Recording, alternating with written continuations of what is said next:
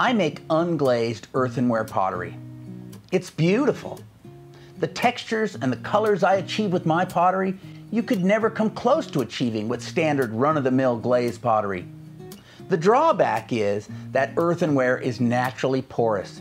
Any water you put in it is going to slowly leak through it.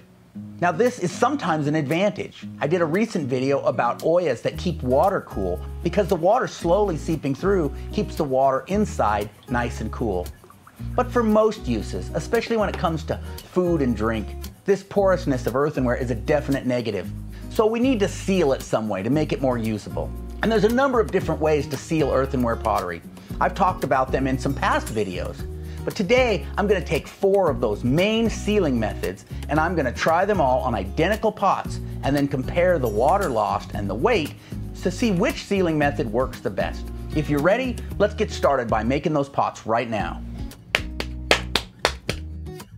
To start with, I just slab built a little bowl. Pressed it into the pookie, cleaned it up, made the rim smooth.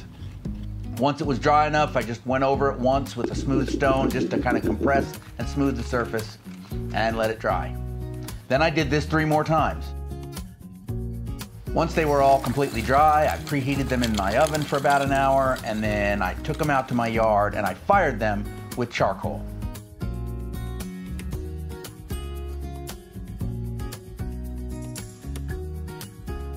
So now I have 4 pretty much identical little bowls. This is going to be perfect for my sealing test because I'm going to treat each of these bowls with a different sealing method and then we're going to compare them and see how they do.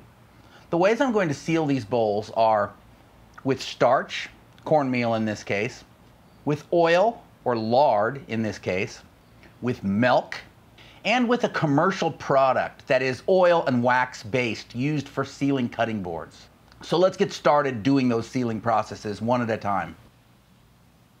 The first thing I'm going to do is I'm going to put a mark on the bottom of each of these bowls to identify how they were sealed. That way, after they're sealed, there won't be any question about which is which. On my previous pottery sealing video, a lot of people suggested I try food grade linseed oil. So I looked it up and it seemed like a good product for this. It polymerizes at room temperature. You can apply it to a piece of wood, for example, or pottery, and it'll kind of form a lacquer on its own just by air drying.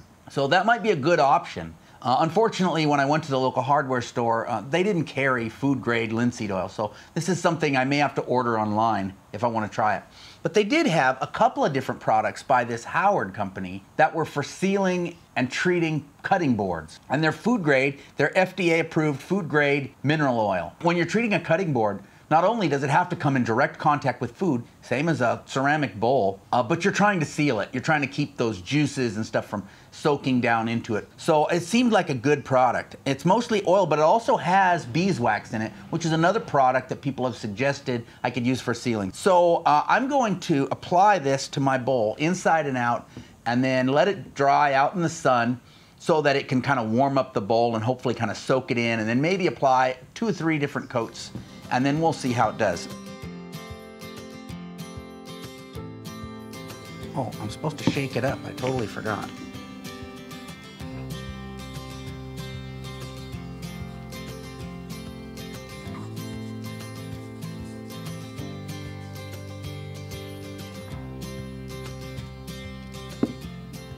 One of the ways that Native Americans would seal their pottery back in the day was using oil or grease. Today, the most common form of animal grease that you can buy in the store is lard. So I'm going to rub this lard on the bowl inside and out in a couple of different coats. Apply it, let it sit in the sun and warm up, hopefully soak in, apply some more, let it soak in. And then I'm going to treat this differently than I'm going to treat the commercial product. The commercial product is mineral oil and therefore has no possibility of turning rancid.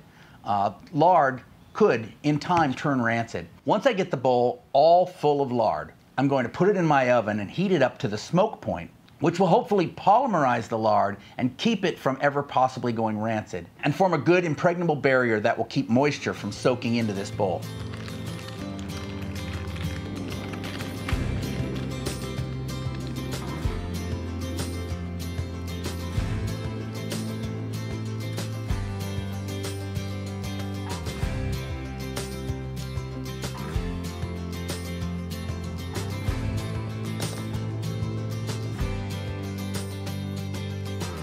Okay, I have let this sit in the sun for a while and it's all soaked in, so I'm adding another coat.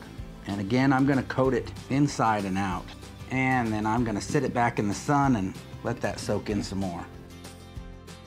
In the same amount of time, the lard bowl didn't soak up as much as the commercial sealant, but I may have had more on it than the other. It's hard to say. I'm gonna give it another coat, put it back in the sun, see how it does. As soon as I clean the oil off my hand, I'll put these back in the sun. Another of the more common traditional methods of sealing pottery that the Native Americans used was starches. So I've got this tin full of cornmeal. I'm going to add the cornmeal with some water to the bowl, put it on my stove top and cook it. Just let it sit there and kind of bubble and boil for a long period of time so that those starches can kind of get down in the pores of the pot. Once the pot seems like it's fully soaked with starch, I'll clean all the material out and let it dry, and it should be relatively sealed from those starches.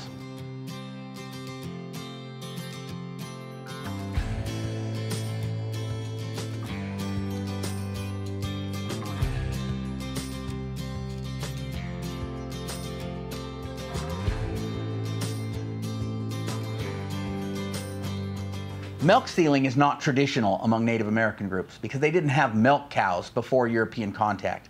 But this is something that was done in Europe, and it's been suggested to me quite a few times. I did make a previous video about milk sealing and it seemed to work okay. I think I learned some lessons on that first attempt though, and I'm going to do better this time. So I've got myself a little pint of milk here, and what I'm going to do is I'm going to pour it into the bowl and let that milk soak clear into the ceramic material. And I'm going to try to make sure it gets all over. Once the bowl is fully saturated with milk, I'll pour it out, I'll wipe off any excess, and I'll let it dry. Then I will heat the bowl up in my oven, and that will cause a chemical change in that milk and hopefully create that sealing effect that we're looking for.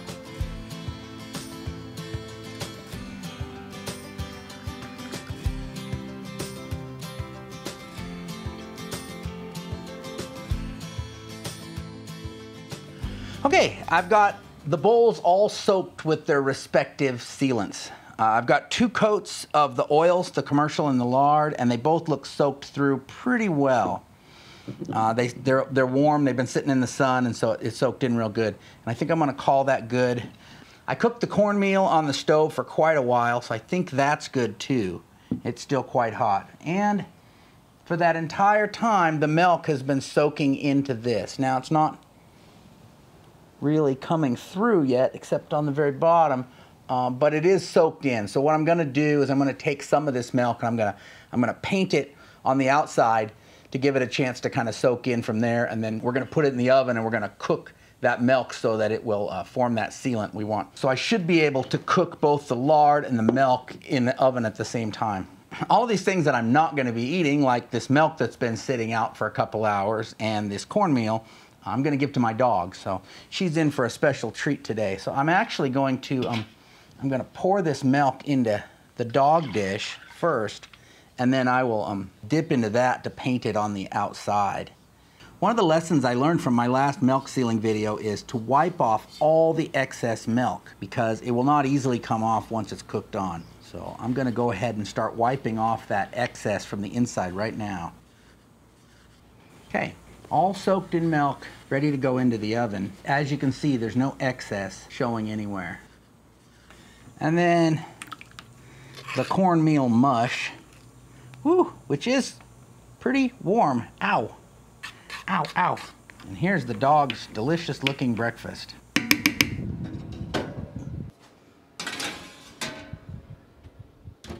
Okay, I have let this cornmeal mush cool a little bit, so it's not too hot for the dog when I give it to her. Her special treat for today, cornmeal mush and milk.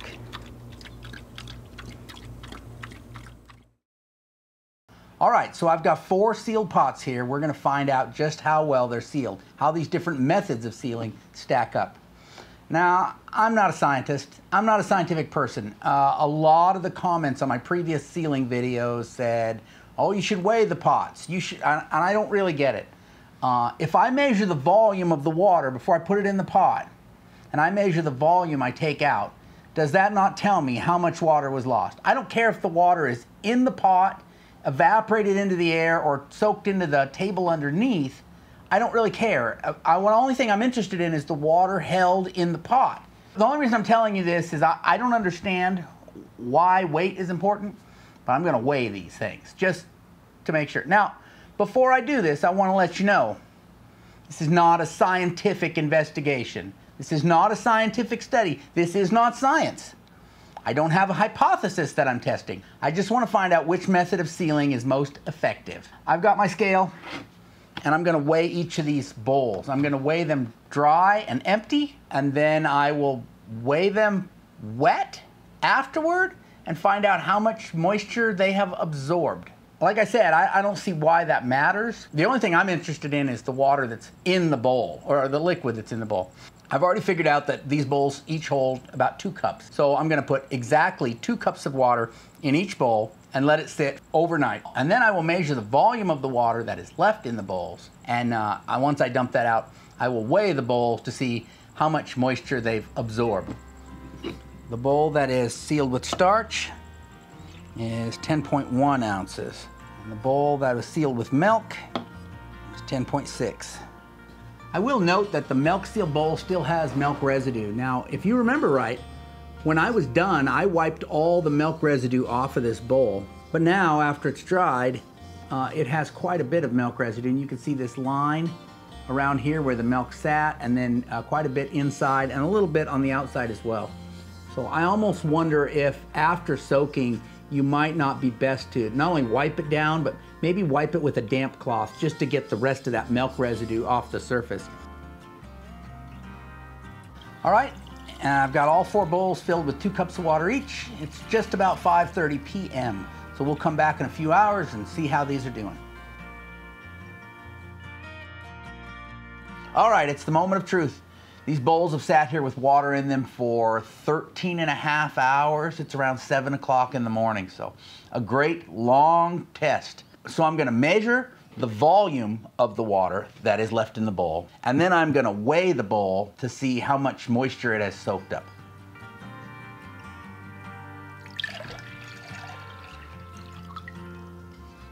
So this is the commercial sealant. So I started out with 2 cups. You can see it's just slightly below 2 cups now. It's more than 1.5 cups. So maybe we've lost a 1/4 cup of water, something like that.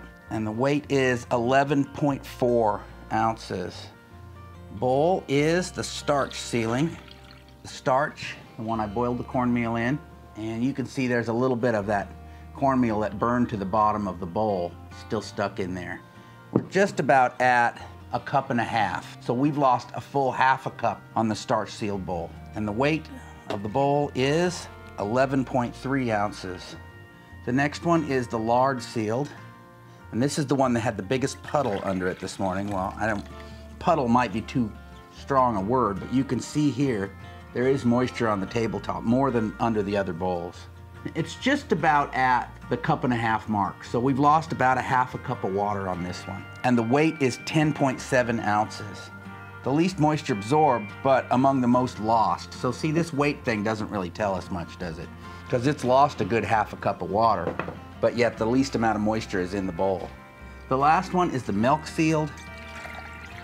This one is just about at 1.75 cups. So again, we've lost about 1/4 cup of water on this one. The weight is 11.9. So this was a great experiment, learned a lot here. Overall though, I'd say all of these sealing methods are very effective. They sat out here for 13.5 hours, and the difference between the best performing and the worst performing was 1/4 cup. 1/4 cup over 13 hours is not that much. Well, these sealing methods are all very usable, easily done by anybody. And now I could give it another coat of the starch sealing. I could give it another coat of lard. If I was gonna be using these in everyday life, I might do that. If I was just using them occasionally, I probably wouldn't worry about it. But I hope this has shown you that earthenware is quite usable with some basic sealing methods. Now, if you're interested in using earthenware for everyday activities, I've got a whole series called The Practical Primitive where I make pots and then use them for something. Cooking, oil lamps, all sorts of different things. And I've got a whole playlist of those videos. I'll link that up right over here so you can check that out. Thanks for coming with me today. I'll catch you next time. One of the All right, it's the okay.